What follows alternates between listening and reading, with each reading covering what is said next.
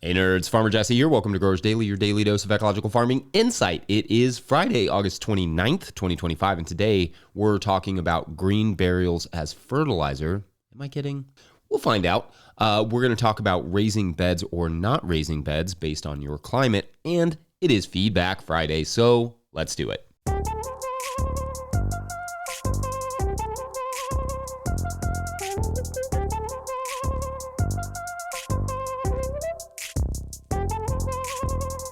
All right, happy Friday to you all. I hope your weeks have gone well and that your harvests have been fruitful or leafful or rootful or whatever full you would like. Now, Mike and I will be taking Monday's show off for Labor Day. I mean, I will still probably be laboring doing some farm work or something, but I figure I should take at least one of my jobs off. So the next time we see each other, it will be September, which is wild. Remember, as I discussed yesterday, for the month of September, because it is also the anniversary month of this show, to celebrate, we thought we would love if some of you musicians covered the theme song for us and we could play it here on the show. Now, again, don't violate any contracts you have with your labels or whatever, but if you are independent and can play or sing or whatever, send us a video or a recording of you covering the theme song, instrumental, a cappella. You can even add lyrics, whatever you want. We will link your Spotify and shout you out, whatever you'd like. Send those to farmermike@no-tillgrowers.com and we will slip it into the show throughout the month of September. That will be rad. All right, it is Friday, which means Feedback Friday, where we explore what you all were saying about this week's topics. On Monday, we talked about how persistent herbicides make their way into compost, and I also mentioned a couple other things like microplastics and phthalates. At Sharon Hoffer, 3599, asked, quote, so you mentioned phthalates, which leach out from PVC. Then I see people making compost in Johnson Sioux bioreactor using PVC pipe to make the chimneys. Isn't the PVC affecting the compost? End quote. So it's my understanding that rigid PVC pipes and fittings that are certified by the National Sanitation Foundation, or NSF, should not contain phthalates. However, that does not mean the PVC pipe in heated conditions like that won't also contribute microplastics and potentially other chemicals. Probably not phthalates. I think although I have no big issues with the Johnson Sioux bioreactor idea, generally speaking, having warm plastic in the middle of a pile might not be ideal for limiting contamination, but it's not one I'm going to say is significantly worse, for instance, than covering the pile with plastic tarps to manage moisture, which is something that we do. So yes, ideally we do all of these things with more organic materials. On Tuesday, we talked about CO2 and also about curing winter squash, and I loved how much attention the squash got in the comments over the CO2. I liked this from @Offbeat Alaska, who wrote, quote, thanks for the great content, Jesse. My eyebrows raised when you suggested a high humidity around 80% for curing squash. I've never farmed in the South, so I can't speak for your experiences, but warm and dry conditions are the mantra of northern growers curing their squash. In Alaska, I set a dehumidifier to 50% relative humidity during curing to pull moisture from the stems. Otherwise, top rots set in quickly during the storage from those juicy, stagnant stems. Strangely, the USDA handbook for commercial fruit and veggie storage is silent on the topic of humidity during squash curing.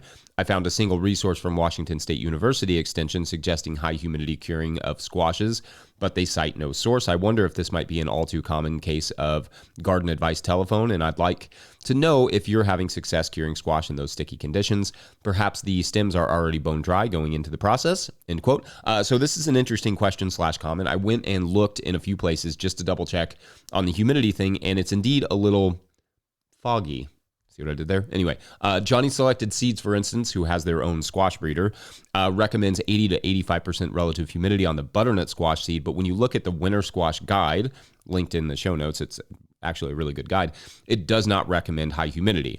They also do recommend curing pumpkins, not with humidity, whereas a lot of resources don't recommend curing pumpkins. Maybe high humidity is more specific to butternut and honey nuts, which I do personally find improve tremendously with curing flavor-wise. Confoundingly, I also found a Cornell publication called Veg Edge, and I think this one was from like 2017, that recommended curing pumpkins, but that curing had no added benefits to butternuts or Hubbards, which is not something I've read elsewhere. But I also found a 4-year study in the 70s found no difference in instances of rot from curing, but another smaller one from the 2000s that I notably cannot find the full text for, thus I cannot evaluate the methodology. Anyway, that one found many benefits to curing. So in effect, the humidity question seems clear as mud and may be worth continuing to dive into more to understand if the value is worth the work of curing with high humidity. Not sure. As for the stems, I think you would just want to have those stems totally dry before curing. I've never really had a problem with that, but I could see it being a problem if the stems don't fully dry before you start the curing process. But also, if your system ain't broke and you like the end product, don't fix it. Like Garden Grandma wrote that day, quote, "I have never cured my winter squash, easily makes it through 5 months in my 55 to 60 degrees basement/cellar," end quote. Seems to me, looking deeper into the older literature, that there is a lot more variation based on variety too. So maybe try some cured and some uncured of your variety to see kind of like what works best for you. I'll continue to dive into that myself. As for the CO2 conversation that day, mostly pretty reasonable discourse in the comments, which is not a surprise. For me, truth be told, it doesn't really matter if we all agree about whether the climate is changing or how it's changing, or if it's changing in dangerous ways or not so dangerous ways, so long as we all agree that good agricultural practices and good land management can mitigate whatever the climate throws at us. And in fact, it can do so in ways that is not difficult, but is beautiful, abundant, and resilient. It's trees and birds and plants and clean water. It can improve production and economies. Extraordinarily, the answer to so many societal concerns is just treat the land better. For me, it always comes back to, if I'm wrong about how much better that good land management can mitigate climatic extremes, then the worst thing that happens is that we have amazing forests and our air and water is cleaner and our food is better. If others are wrong and we don't change anything about what we do, or we don't try and restore ecologies and that sort of stuff, the risk is that our children and grandchildren will have to live in unrelenting extremes with polluted water, air, and food. So we don't have to agree on CO2 or anything else, as long as we agree on the fact that the earth rules, and when we treat it better, we get rewarded. On Wednesday, we went live again, which is always fun. It's a fun and wild experience to just talk for an hour straight and learn what the next question is going to be right while I'm reading it. But I kind of enjoy that challenge. One of the many that we tackled that day was about overwintering broccoli and cauliflower in zone 8A or 8B, which I think was in the Netherlands. Very cool. At Renee Lafont, 2966, wrote, quote, "I overwintered broccoli, cauliflower, and several varieties of cabbage last winter, though I'm in zone 9A. We did have a couple inches of snow in January. I have good row cover and saved most everything. This was the best asparagus season I've had and possibly the biggest broccoli I've ever grown," end quote. I can definitely imagine that if you can overwinter these crops, they would be quite sizable. Winter sprouting broccolis are something, in fact, that are an option here in our region for sure in 6B, where you can plant them in the late summer and then harvest them starting in the late winter when they start sprouting, like the kale does and that sort of stuff. As long as you're growing it in a tunnel, at least. That makes a nice crop for early spring offerings if you can protect them all winter. Anyway, definitely need to explore full, large heads of broccoli in warmer regions from overwinter broccolis and cauliflowers a bit more. That sounds awesome. I'm a big cauliflower fan. Underrated crop. Anyway, let me know what your experiences are with that. And also, we'll do another live at some point in September, maybe around the anniversary of the show, which I think is like the 25th or 26th or something. Then on Thursday, we talked about pill bugs and other critters in the seed trays at Hoosier Pioneer. Oh, Hoosier, like in Indiana, but Hoosier. It's great. Love it. Love the puns. Wrote, quote, "More about preventing mice, please. They get into my building with shop lights and decimate the hot pepper seedlings. Obviously, pepper spray won't stop them. Plastic domes have killed more plants than they've saved and cost prohibitive," end quote. Okay, so I've probably sprinkled this show with stuff about mice here or there, and they definitely deserve their own show, if not at least a few segments, because, well, they are either miniature deer or miniature mice, and both can be equally destructive. For us, we don't have mice issues with our trays anymore, just by keeping the most susceptible trays out of reach of the mice. We keep ours on card tables or something else where mice can't climb up on the legs, and away from the walls where they can, just climb up the wall and then jump down. Also, nothing can hang down from the table, even the hose of your waterer. They'll just walk right up that. In the early spring, the fresh, tender greens, even if those greens are pepper plants, are too much for them to ignore. So at very least, make them work for it. We have a cat too, which helps, and snakes galore, as you will recall from the spring. And then if we absolutely have to, we trap them, though I'd vastly prefer nature to do that work if it would. Also on that video at Misanthrope, noted, quote, "Hey nerds, play music on the porch day is August 30th. Last Saturday in August, and would be a good opportunity to cover/capture the Growers Daily theme song with musical gardeners," end quote. Indeed, it does not have to be a studio version of this song, a porch version, a garden version. You do your thing. It's an absurd tune anyway, so no wrong answers here. Can't wait to see and hear those. Anyway, great stuff as always this week, y'all. I always look forward to the Feedback Friday stuff and the opportunity to go back through and read what you all were saying a little bit more closely. I know I often say this, but you all rock. All right, we're going to take a quick break, and when we come back, raising or not raising beds in dry, cool climates and beyond. BRB. Hey nerds, my epic garden fail this year has been, once again, not saying no to volunteers. See that? That's supposed to be a path right there. Today's episode is brought to you by Farmhand. We know it's peak season, you're busy, but the messages you send now are what drive renewals later. That's why Farmhand is offering free, instant access to their farmer-built newsletter builder. No demos, no setup fees, just drop your logo, upload your list, and start sending farm-branded emails that boost sales, engage members, and save you hours each week. Get free access today at farmhand.partners/no-till. That's farmhand.partners/no-till. All right, back to the show. If you, the listener, enjoying this podcast, getting even a small amount of value from it, consider supporting our work over at patreon.com/no-till-growers. I will try to get to questions from everywhere the questions come in, but I will always get to your Patreon questions. Now, today's Patreon question comes to us from Patreon member Tom Walker, who writes, quote, Jesse, love your channel. A wealth of knowledge with a touch of sarcasm works for me. My wife and I are recently retired with a 20-acre farm, about 14 acres of which are irrigable. We're in northwest Wyoming, zone 4B, and get about 6 inches of rain annually. We're scaling up from a backyard garden to more of a market garden and starting out this fall with garlic. In the backyard garden, we've been using framed, raised beds, but we'll be moving to direct in-the-ground planting using drip tape for irrigation. Considering the weeds we have out here are on steroids, I'm thinking of using woven landscape fabric over the entire plot, including the walking rows. What advantage would the raised beds you use be versus simply planting in flat rows? End quote. All right, great question here, and I assume I've discussed raising beds or not raising beds here or there, but some of you will be getting your gardens prepared this year, here in the late summer and fall, which for me is kind of the ideal time to do it as opposed to trying to rush it all together in the spring.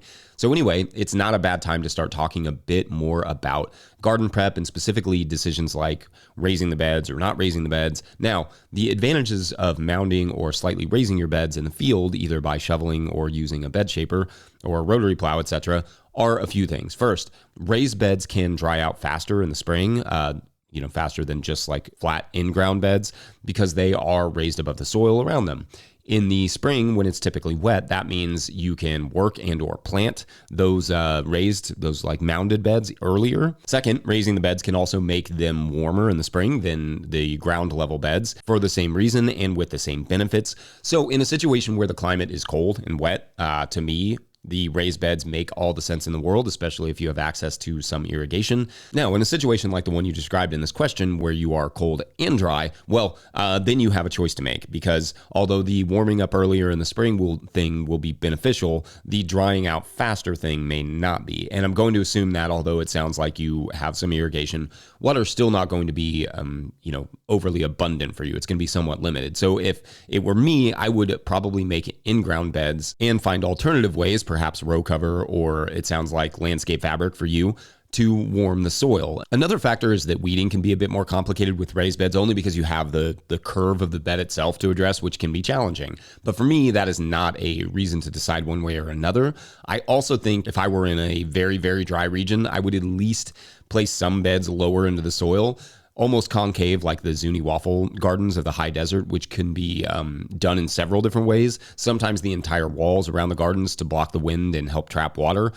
Then walls around slightly sunken beds to do the same thing on a smaller scale. Honestly, there is also a case for having half and half depending on your scale and organization skills, like half of your beds raised, half of them in the ground or ground level. The raised beds would be more for your spring, and then the ground level ones maybe for like the summer and fall. Anyway, I hope that is a good rundown of how to at least think about it. We're going to take one last quick break, and when we come back, let's get into the wild world of green burials and land, because why not?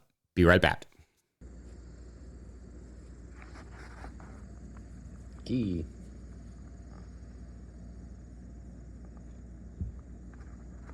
Farmer Claire Coleman here from the Winter Growers Podcast. Did you know that I also founded Real Farmer Care, a nonprofit that supports farmer well-being?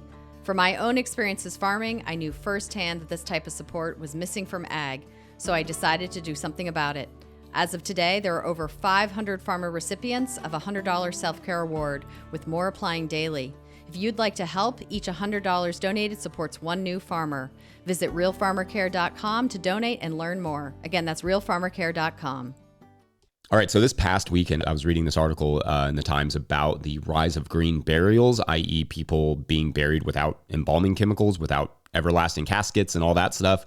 The idea being that more and more people are choosing green burials, and the reasons are probably pretty obvious. For one, if you're environmentally conscious at all, you're not likely going to spend your life composting and reducing plastic usage and taking care of the planet and all that good stuff, and then your death being filled with chemical fluids and, that will leach into the soil. That doesn't make a ton of sense. Also, these green funerals are considerably cheaper. The author gives a range of prices from around $4,000 to $15,000 for a plot in more expensive markets. The one the author cites is in Brooklyn, where the traditional plots are like between $21,000 and $30,000 a piece. So the green plots are quite budget friendly by comparison. Now, price is also partly the reason that cremation has become so popular, but obviously there are environmental concerns with cremation as well, in terms of, fossil fuel usage and emissions. There's also at least one company that does human composting, and in fact, some of that compost goes back to the family, and I think some goes to conservation. I can't remember, but I do remember that Jane from the Composter podcast did an interview with Katrina Spade from Recompose that you can listen to. It's really, really fascinating. I will link that in the show notes as always. Now back to the green burial idea, because it's more accessible. Of course, there are chemicals and sometimes heavy metals in the human body that would become part of the earth, obviously, but the earth has at least some means of dealing with some of these, i.e. microbes. So especially with that fact in mind, adding more chemicals and then giving it to the earth doesn't make a ton of sense in terms of like embalming. This is a much better way of doing it. But of course, my thought was there are a lot of farmers who own woodlots or areas that they're not going to use or don't get used super well. Could this be an add-on business for farmers? Well, possibly.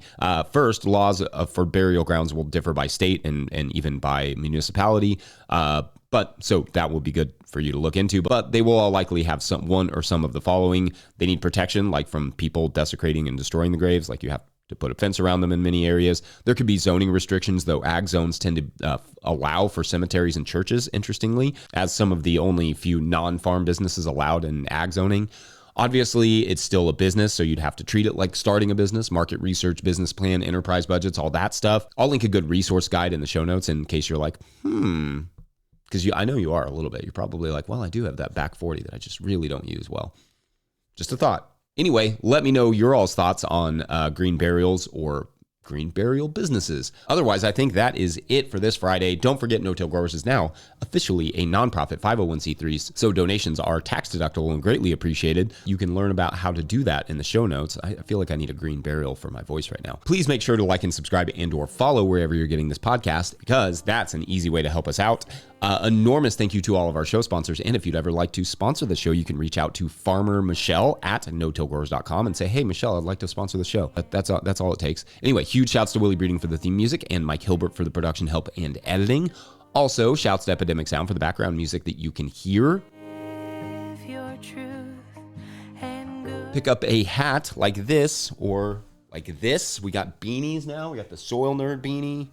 You see that? Soil Nerd beanie. Or the No Till Growers beanie. So you can pick one of those up from notillgrowers.com. You can also pick up a copy of the Living Soil Handbook, my book, from notillgrowers.com. And the proceeds literally go to doing this show and just doing more. So that's awesome, and we appreciate it. Big thank you to everyone over at patreon.com/notillgrowers, where at a certain level, or if you just bump up from one level to another, or you sign up in the waning days of August, you get a shout out on the show. So big shout outs today to Kyle Richardville, Patrick Weaver, Alex and Oliver, Bill King, Chris Yates, Ian at Grindstone Farms, and Thomas Van Wert, our newest pollinator. Shouts to Thomas. All right, so you will remember the little fairy creature that captured our little Clatterkitty and asked her to join their war in the forest, has released Clatterkitty and harnessed her so he could ride atop and direct which way, what she was doing, which she found quite embarrassing. But the battle itself, that was a blast for Clatterkitty. The enemy tribe of fairies had no idea what to do. They had not prepared to battle such a beast, and as a bonus, they were all riding mice, which made the only issue Clatterkitty had in this battle be that it was really hard for her to stay on task and not stop and just toy with them. But anyway, the battle was swiftly won by Clatterkitty and her side. And then when it was over, the fairy jumped down off of Clatterkitty's back and started to thank Clatter. But Clatter quickly swatted him deep into the forest and laughed and walked away back to her farm stand. where her people servants seemed excited to see her, saying, "I would love to know where she goes when she disappears off like that." The other one said, "Wherever she goes, she definitely seems to eat well. Just look at that belly." Then Clatterkitty, satisfied, lays in her spot, waiting for the next thing to walk in. Thanks for watching and or listening. We will see you Tuesday. Monday is Labor Day. You all enjoy your weekend. Thanks for watching. Bye.